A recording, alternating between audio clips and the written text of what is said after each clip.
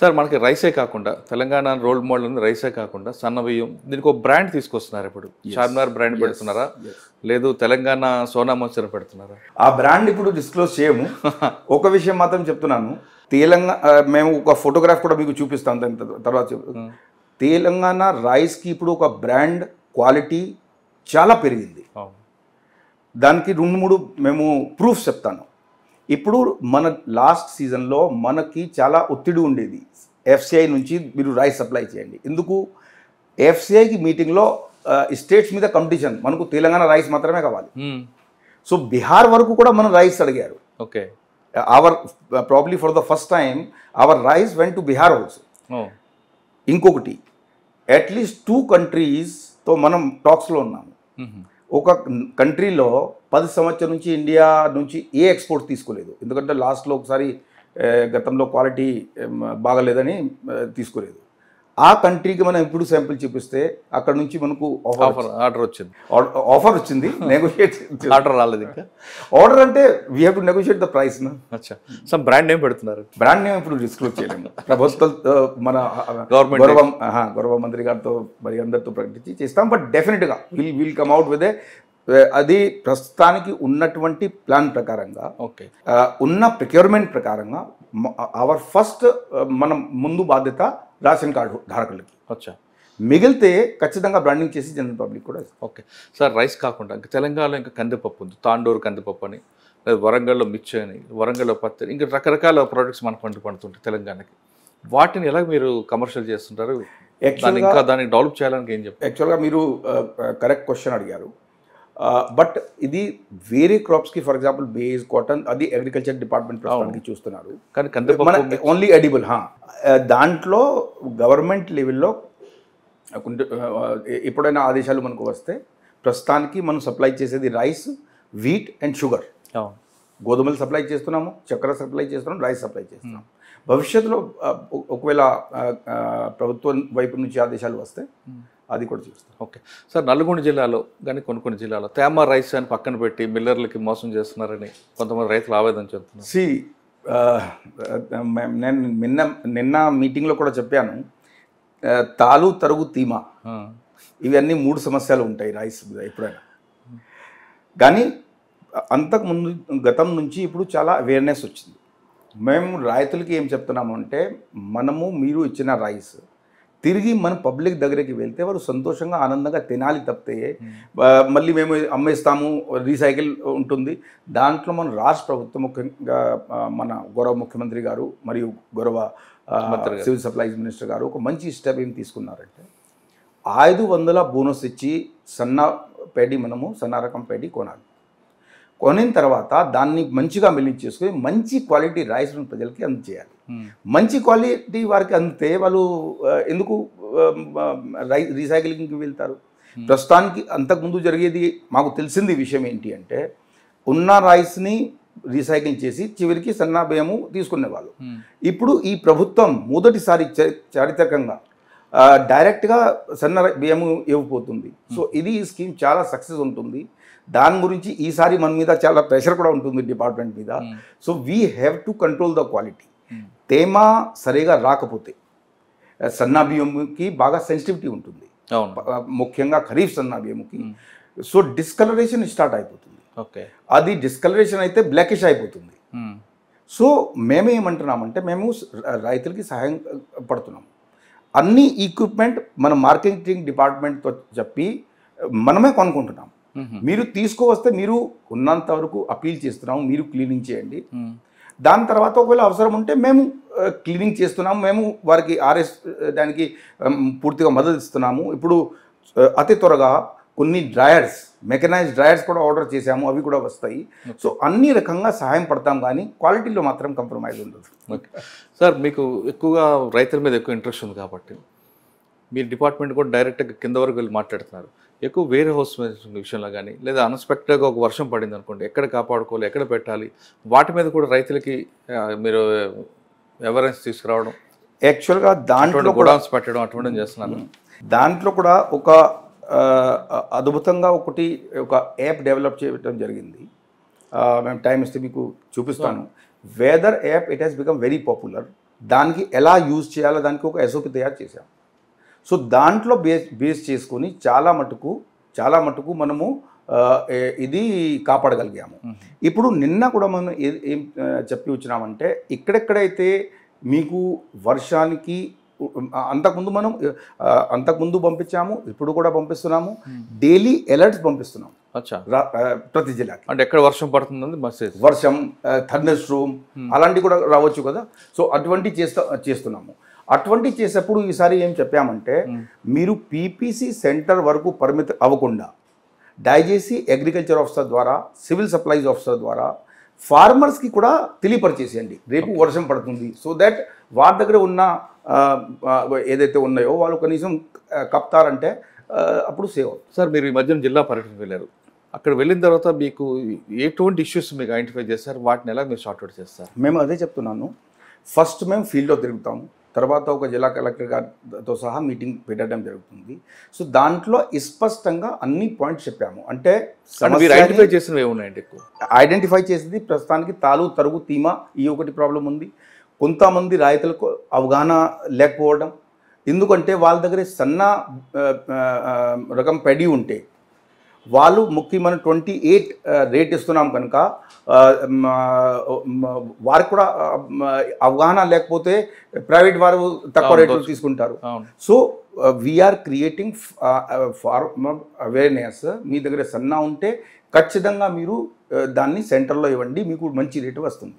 ఒకవేళ దానికన్నా ఎక్కువ ప్రస్తుతానికి మార్కెట్ హై ఉన్నది, సో దానికన్నా ఎక్కువ రేట్ ఎవరైనా ఇస్తున్నారంటే నో ప్రాబ్లం.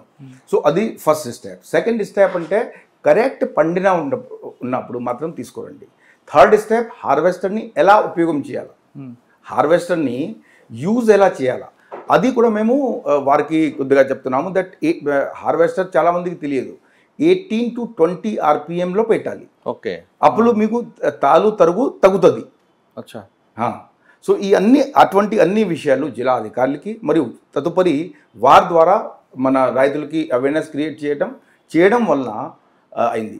ఇంకొకటి చాలా ముఖ్యమైన విషయం, మీరు సొంతగా కనుక్కోండి. అంతకుముందు కొన్ని మిల్లర్ ద్వారా అన్ఆథరైజ్డ్ కట్స్ ఉండేది, పీపీసీలో కూడా కట్ ఉండేది. అంతా కట్ని కట్ చేయడం జరిగింది. ఇప్పటికీ 1 kg వరకు కంప్లైంట్స్ కొన్ని వస్తున్నాయి తప్పితే మిగతా ఏ మాత్రం కంప్లైంట్ రావట్లేదు.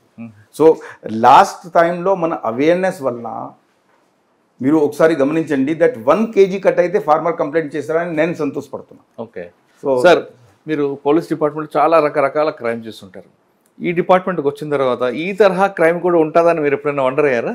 నో, చాలా ఎంత లోతుగా అంటే ఎంతవరకు పోయింది అది మాత్రం మాకు కొద్దిగా ఐడియా, ఎంత అయిపోయింది, ఎంత దూరంగా వరకు పోయింది, ఆర్గనైజ్ అయిపోయింది ఐడియా లేకుండా. కానీ ఆశ్చర్యం పడలేదు. ఎఫ్సిఐలో పనిచేసాము. రెండోది కొంచెం మనకు ఏంటి అంటే ఐ హ్యావ్ ఏ టెండెన్సీ కొంచెం డైవర్సిఫై చేస్తూ ఉండాలి. నేను ఇంజనీరింగ్ చేశాము, ఎంటెక్ చేశాము, తర్వాత ఎల్ఎల్బి చేశాము, తర్వాత ఎల్ఎల్బి చేసిన తర్వాత ఎంటెక్ ఎల్ఎల్ఎం కూడా చేస్తున్నాము. డిఫరెంట్ ఫీల్డ్లో పనిచేస్తే మురళి గారు మనకు కొద్దిగా ప్రజల సమస్య, మన విజన్ బ్రాడ్ ఉంటుంది. I worked in excise department, I worked in telecommunication department, ఎఫ్సిఐలో చేసాము, ఇది చేసాము. పోస్టల్ కూడా చేస్తుంటారు, పోస్టల్ డిపార్ట్మెంట్ కూడా. పోస్టల్ కాదు, టెలికమ్యూనికేషన్, పోలీస్ డిపార్ట్మెంట్ రాకముందు. సో ఫర్ ఎగ్జాంపుల్ అందు గురించి మన ఇలాంటివి విజన్ వస్తే మనం ఇలాంటి చేయవచ్చు. ఇది వెదర్ యాప్ ఒకటి తయారు చేసాము. దాని మూలంగా ప్రతి జిల్లాకి ఇక్కడ వర్షం ఎన్ని గంటల నుంచి ఎన్ని గంటలకి పడుతుంది వాళ్ళకి పుష్ చేస్తాం, అలర్ట్నెస్. సో పీపీసీలో కాపాడగలుగుతారు. Now we want to take it the same thing we want to take it to the farmer. ఎందుకంటే ఫార్మర్ కూడా వారికి ముందు అలర్ట్ చేస్తే నిన్న నల్గొండలో కూడా చెప్పాను, agriculture officers, civil supply officers, cooperative officers మరియు పంచాయత్ సెక్రటరీ, పంచాయత్ విలేజ్ లెవెల్లో ఉన్నటువంటి వారితోని రేపు వర్షం పడుతుంది ఫార్మర్కి చెప్తే ఏదో ఒకటి వాళ్ళు అరేంజ్మెంట్ చేసుకొని కాపాడుకుంటారు. సార్ మీకు ఫీడ్బ్యాక్ ఎలాగొస్తున్నారు రైతుల నుంచి? నేను డైరెక్ట్గా మాట్లాడుతున్నాను. నిన్న కనీసం అట్లీస్ట్ 50 మెంబర్స్తో నిన్ననే మాట్లాడినా. 50 మెంబర్స్ రైతుతో నిన్ననే మాట్లాడడం జరిగింది. వాళ్ళతో అడుగుతున్నాము మీకు ఏం సమస్య వస్తుంది, ఏం చేస్తే బాగుంటుంది. కొంత చేస్తాం. సో ఫార్మర్స్తో, మిల్లర్స్తో, ఆఫీషియల్స్తో డైరెక్ట్ మన మాట్లాడడం వలన, డిస్కషన్ వలన ఫీడ్బ్యాక్ వస్తుంది. That is number 1. నెంబర్ 2 మన ఆఫీసర్స్ వలన ఫీడ్బ్యాక్ వస్తుంది. నెంబర్ 3 విజిలెన్స్ అండ్ ఎన్ఫోర్స్మెంట్ డిపార్ట్మెంట్కి స్ట్రెంథింగ్ చేసిన తర్వాత కూడా ఫీడ్బ్యాక్ వస్తుంది. ఓకే సార్, ఇక్కడ మీరు చాలా కేసులు పెట్టారు, కేసులో కన్విక్షన్ వస్తుందంటారా? కేసు పెట్టడం మన ప్రయారిటీ కాదు మురళి గారు. మనకు మన సరుకు ఇట్స్ ఏ పబ్లిక్ ప్రాపర్టీ, అంటే ప్రజల ఆస్తి, వారి కోసం. సో ఎంత రావాల్సింది సరుకు మనకు వాపసు వచ్చేస్తే కేసులు చేయాలని లేదు. ఇనీషియల్గా కొంతమంది ఎట్లానే నడుస్తుంది అని అనుకొని కొంతమంది మీద చేసాము. But we don't want to use that. ఇప్పటికీ చాలా అవేర్నెస్ వచ్చింది. బట్ ఒకటి మాత్రం ఉన్నది, దట్ వారికి అది స్పష్టంగా చెప్పాము. మేము 100 kg మీకు పెడి ఇస్తే రూల్ ప్రకారంగా మీరు 67 రైస్ మనకు రావాలా, ఖచ్చితంగా రాకపోతే మాత్రం ఇబ్బంది. సో 77 క్రిమినల్ కేసు పెట్టాము, 40 కేసెస్లో రెవెన్యూ రికవరీ యాక్ట్. కానీ కొంతమంది మీరు అన్నట్లుగా చాలామంది కమిషనర్లు వస్తారు, చాలామంది ప్రిన్సిపల్స్ వస్తారు, మనకు స్టాండర్డ్ అయిపోయి అనుకునే వాళ్ళకి మీరు ఇచ్చే మెసేజ్ ఏంటి? I can tell only one thing. Yes, చాలామంది వస్తారు. నేను ఏదో ఆకాశం నుంచి అవతరించిన మనిషి కాదు. బట్ నేను ఉన్నంత వరకు మన రాష్ట్ర ప్రభుత్వం ఇచ్చినటువంటి సపోర్ట్, స్ఫూర్తి వలన ఇలాంటి ఈ నీతి నిజాయితీగా ఉంటే మాత్రం ఉంటుంది. అదర్వైజ్ కంటిన్యూ కొనసాగుతుంది. ఇప్పటికీ మీకు కొద్దిగా ఆశ్చర్యంగా అనిపిస్తుంది. You can talk to some millers, they are also happy. Because వారికి మనము టైంలో మీరు వస్తే మీకు రావాల్సింది నిధి టైంలో ఇస్తాం. ఒక ఎగ్జాంపుల్ ఇస్తున్నాము. గత 5 సంవత్సరం నుంచి రైస్కి ఏమాత్రం ఛార్జ్ రాలేదు. ఓకే, 900 కోట్లు ఛార్జెస్ ట్రాన్స్పోర్టేషన్ లాస్ట్ 5 yearsకి, మన పీరియడ్ కాదు, మన గవర్నమెంట్ ఆఫ్ ఇండియా నుంచి తీసుకొచ్చి వారికి రిలీజ్ చేయడం జరిగింది. సో ఛార్జ్ మీకు అన్నీ వస్తుంది. అండ్ ఈ మధ్యలో ప్రభుత్వం తన ఒక గొప్పతనంతో, మంచి ఆలోచనతో మిల్లింగ్ ఛార్జెస్ కూడా పే చేయడం జరిగింది. కానీ బకాయిలు ఉండిపోతున్నాయి కదండి. No I have all the figures. లాస్ట్కి బకాయా ఎంత ఉండే, మేము ఒక ఫిగర్స్ చెప్తాను, తర్వాత మీకు కాపీ కూడా ఇస్తాను. లాస్ట్ 10 yearsలో ఎంత అయితే బకాయా వసూలు జరిగింది, దానికి ఇప్పటికీ వసూలు మనకి 5 times ఉంది. ఇంకా సంవత్సరం క్లోజ్ అవ్వలేదు. సో బాకీ ఉన్నాయి, బట్ వస్తున్నాయి. That the important thing is బాకీ చాలా వస్తుంది. అండ్ ఓన్లీ మన ఈ ప్రభుత్వ పీరియడ్కి మాత్రమే కాదు, పాత బాకీలు కూడా వస్తున్నాయి. అది ఒక పాజిటివ్ సైన్ అని మేము చూస్తాం. ఓకే సార్, గవర్నమెంట్ ఇది ఈ మిషన్ మీద చాలా ఎక్కువ ఫోకస్ చేస్తుంది, సివిల్ సప్లైస్, ఎందుకు రైతులకు ఎక్కువ ప్రాధాన్యత. ఈ మిషన్ కంప్లీట్ చేయడానికి మీకు ఎలాంటి సపోర్ట్ కావాలి? నిజం చెప్పాలంటే మన రాష్ట్ర ప్రభుత్వం మనకు ఈ మిషన్ కంప్లీట్ చేయడానికి ఏమేమి సపోర్ట్ కావాలా ఫుల్ సపోర్ట్ ఇస్తుంది. ఇచ్చిన సపోర్ట్, ఇచ్చిన ధైర్యం, ఇచ్చిన కంప్లీట్ మేము దాంట్లో అందరికీ తెలవాలి. ఇది రాష్ట్ర ప్రభుత్వానికి కూడా రైతులకి ఇటు కాపాడాలి, ఇటు రేషన్ కార్డు ధారకులకి ఎంత ఏది రాంగ్ ఇది వరకు జరిగింది, చెడిపోవడం ఇదంతా, తర్వాత పీడిఎస్ రీసైక్లింగ్ కానీ, బయట పంపించడం కానీ, ప్యాడీని అమ్మేసేయడం కానీ, షార్టేజ్ ఆఫ్ స్టాక్, అది చెల్లదు. దాంట్లో రాష్ట్ర ప్రభుత్వం పూర్తిగా దృఢ నిశ్చయంతో ఉన్నారు. దానికి మేము చేస్తున్నాము. సో మనకు అన్ని సపోర్ట్ ఉన్నాయి. ఒక ఎగ్జాంపుల్ చెప్తున్నాము. 330 mills పీవీ చేస్తే పాత రబీకి షార్టేజ్ 20% వచ్చింది. అంటే 100 బస్తాలు ఉంటే 80 బస్తాలు ఉన్నాయి. ఇప్పుడు ఈ సంవత్సరంకి ఓన్లీ 0.25% షార్టేజ్ వచ్చింది. 0.25. సో 0.5 వరకు పర్మిసిబుల్ ఉంది. ఎందుకంటే రైస్ని స్టోర్ చేస్తే, ప్యాడీని స్టోర్ చేస్తే ధీమా తగ్గిపోతూ ఉన్నది, వెయిట్ ఉన్నది. So this it self shows that అది మార్పు కొంచెం వస్తుంది. కానీ మార్పు వచ్చింది అనుకొని మనం పడుకుంటామని కాదు, కంటిన్యూ ఉండాలి, మెల్కొని ఉండాలి, అది కంటిన్యూస్గా ఫీల్డ్లో ఫోకస్ చేస్తూనే ఉండాలి. సో అది ఖచ్చితంగా చేస్తాము. అండ్ మా టీం కూడా, ఇప్పుడు మీరు టీంతో కూడా మాట్లాడవచ్చు, మన ఆఫీసర్స్ కూడా, వారికి కూడా ఈ మార్పు అర్థం వచ్చి పూర్తిగా నీతి నిజాయితీగా, చిత్తశుద్ధితో, మనస్ఫూర్తిగా పనిచేయడానికి సిద్ధంగా ఉన్నాం. ఓకే సార్, ఫైనల్గా చెప్పండి, రాష్ట్రంలో రైతులకి మీ డిపార్ట్మెంట్ నుంచి ఇచ్చే మెసేజ్ ఏంటంటే? రైతులకి మేము చెప్పే మెసేజ్ ఒకటే ఉన్నది. మీరు అన్నదాత, ఈ ప్రభుత్వం అన్నదాతని ప్రతి పరిస్థితిలో కాపాడాలనేది ఒక ఉక్కుపాదంతో అన్ని దాంట్లో అడ్డంగా వచ్చిన దానికి దూసిపోవాలనేది చెప్పడం జరుగుతుంది. సో దయచేసి మీరు ఎవరి దగ్గరే తిరగాల్సింది పని లేదు, మోసం పడాల్సింది పని లేదు.